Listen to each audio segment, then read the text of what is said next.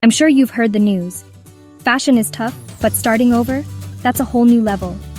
Add no money, no team, and a sewing machine squeezed between toys, and you get my reality.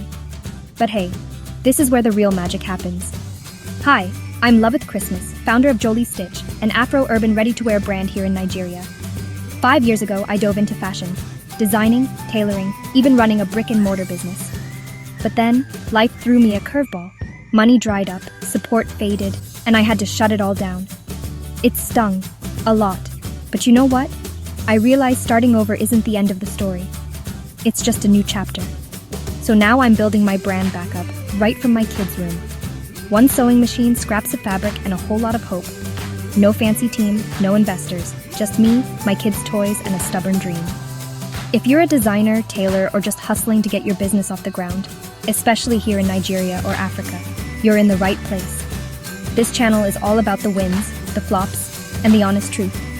I'll share tips on pricing, marketing, and surviving the ups and downs. So, if you're tired of sugar-coated stories and want the real gist, subscribe. And if you've ever had to start from scratch, or you're doing it now, drop a comment and share your story. Let's build this journey together. See you in the next video.